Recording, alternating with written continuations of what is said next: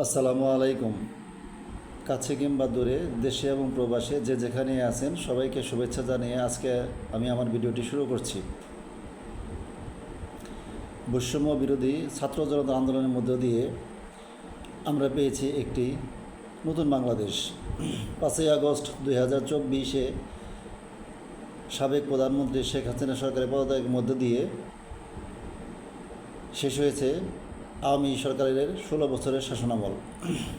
এরই মধ্য দিয়ে অবসান হয় একদলীয় শাসন ব্যবস্থার।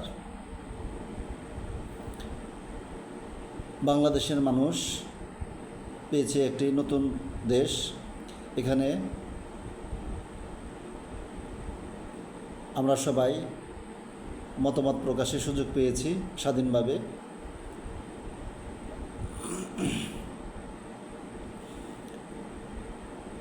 এখানে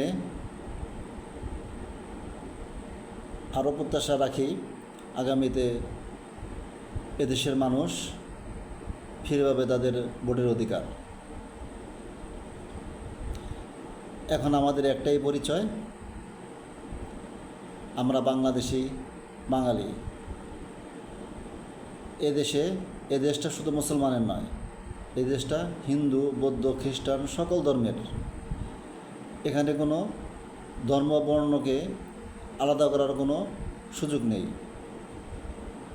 বাংলাদেশের সংবিধানে আগেও তা ছিল না, এখনও নেই, যদিও তা সময়ে সময়ে বিভিন্ন রাজনৈতিক দল এই বিভেদটা করে থাকে। বিগত সরকারের আমলে আমরা দেখেছি যে তারা বিশেষ কোনো গোষ্ঠীকে বিশেষ সুবিধা দেওয়ার চেষ্টা করেছে, বিশেষ কোনো দলকে বিশেষ কোনো সুবিধা দেওয়ার চেষ্টা করেছে, যে কারণেই আস্তে আস্তে মানুষ প্রতিবাদী হয়ে সেটা বিস্ফোরিত হয়েছে, যার কারণে আজকে আমাদের দেশে গঠিত হয়েছে নতুন অন্তর্বর্তীকালীন সরকার। তো আমি আজকে আমার এই ভিডিওতে হিন্দু সম্প্রদায় ভাইদের উদ্দেশ্যে একটি কথা বলতে চাই যে ভাই, আমরা প্রত্যেকেই মানুষ, আমাদের প্রত্যেকেরই নিজস্ব কিছু মতামত, রুচি, পছন্দবোধ রয়েছে। আমি যে কাউকে বা আপনি যে কাউকে পছন্দ করতেই পারেন, কোনো বিশেষ ব্যক্তি বা কোনো বিশেষ দলকে পছন্দ করতেই পারেন, ভালোবাসতেই পারেন, এটা তো সে কোনো কিছু নয়।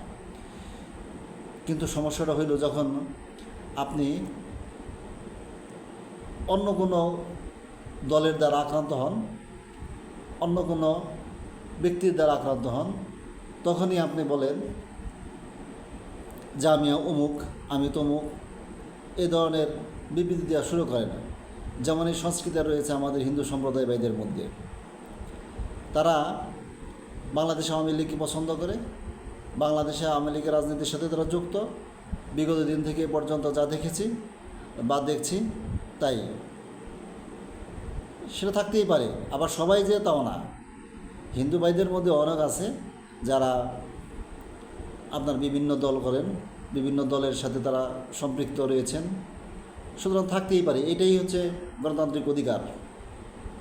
আর এই গণতান্ত্রিক অধিকারের জন্যই আমরা হয়তো এতদিন সংগ্রাম করেছি এবং 5ই আগস্ট বিজয়ের মধ্যে দিয়ে সে গণতন্ত্রের জয় হয়েছে।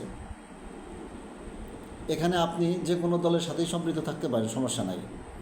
কিন্তু আপনি যদি রাজনৈতিক কারণে অন্য কোনো দলের দ্বারা আক্রান্ত হন বা হামলা মামলা শিকার হন, তখন আপনার সেই রাজনৈতিক পরিচয় আর থাকে না। তখন আপনার সামনে নিয়ে আসেন আমি হিন্দু, আমি সংখ্যালঘু,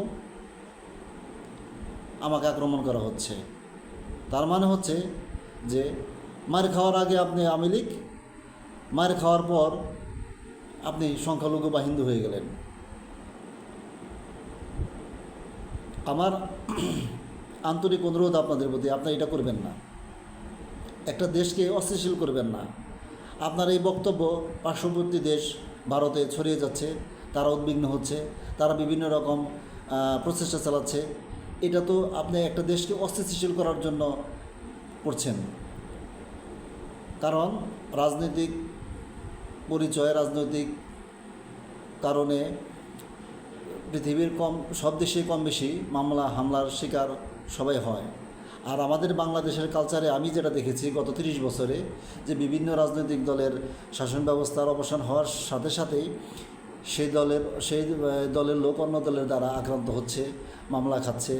এটা আমাদের বাংলাদেশের সংস্কৃতি। যদিও আমাদের এই সংস্কৃতি থেকে সকলে বেরিয়ে আসা উচিত, আমি এই প্রত্যাশা করি, এবং আগামীতে তাই হবে। সবাই আমরা সুসভ্য জাতি হিসেবে আত্মপ্রকাশ করব। তো ভাই, আপনার কাছে আমার একটাই অনুরোধ, এই দেশটা আমার, আপনার সকলের। এখানে আমার যতটুকু অধিকার, আপনারও ততটুকু অধিকার। এই দেশের নাগরিক, তাকে সব ধরনের সংবিধান মোতাবেক মত প্রকাশের অধিকার, ভোটাধিকার, রাজনীতি করার অধিকার, তার ধর্ম যথাযথভাবে পালন করার অধিকার, সব সমুন্নত রেখেই আমাদের সংবিধান গঠিত হয়েছে। সুতরাং আমরা সুযোগ বুঝে অন্য কোনো বিবৃতি দিব না যেটা আমাদের দেশের জন্য অমঙ্গল বয়ে আনে। তো আমি সকল হিন্দু ভাইদের বলছি, আপনারা অন্ততপক্ষে একটু সংযত হন। আপনি কী কারণে মামলার শিকার হয়েছেন আপনি তা বিচার করে দেখেন। আপনি সংখ্যালঘু বা হিন্দু বলে আপনার উপর আক্রমণ হয়েছে, না আপনি অন্য কোনো রাজনীতির সাথে জড়িত করেছেন বা সম্পৃক্ত ছিলেন, এই কারণে আপনি হামলার শিকার হয়েছেন। বাংলাদেশ হিন্দু পরিষদের সর্বোচ্চ সংগঠক বাংলাদেশ হিন্দু পরিষদ, সেই সভাপতি উনি নিজে বলেছেন যে বর্তমান পরিস্থিতিতে বাংলাদেশের কোথাও কোথাও হিন্দু ভাইদের উপরে হামলার শিকার, তাদের বাড়িঘরে সন্ত্রাসী কর্মকাণ্ড চালানো হয়েছে। শুধু তাই নয়, পাশাপাশি দুটো মুসলমান বাড়িতেও হামলার মতো ঘটনা ঘটেছে, যারা পূর্বে বাংলাদেশ আওয়ামী লীগের রাজনীতির সাথে জড়িত ছিলেন। সুতরাং বুঝতেই পারছেন যে যদি কোনো হামলার শিকার হয়ে থাকে, তাহলে সেটা অবশ্যই রাজনৈতিক কারণে, কোনো ধর্মীয় কারণে নয়। তা আপনারা এই জিনিসটাকে হাইলাইট করে অন্য দেশের কাছে বিবৃতি দিয়ে আমাদের এই দেশটাকে বিপদে ফেলবেন না। দয়া করে এই দেশটাকে সামনে এগিয়ে নিতে সহযোগিতা করুন। হাতে হাত রেখে, কাঁধে কাঁধ রেখে আমরা সবাই যেন সামনে এগিয়ে যেতে পারি, শান্তিপূর্ণভাবে আমরা বসবাস করতে পারি। আমাদের একটাই প্রত্যাশা, সমগ্র দেশবাসীর একটাই প্রত্যাশা, আমরা যেন আগামীতে সুন্দর একটা বাংলাদেশ গড়তে পারি। ধন্যবাদ সবাইকে।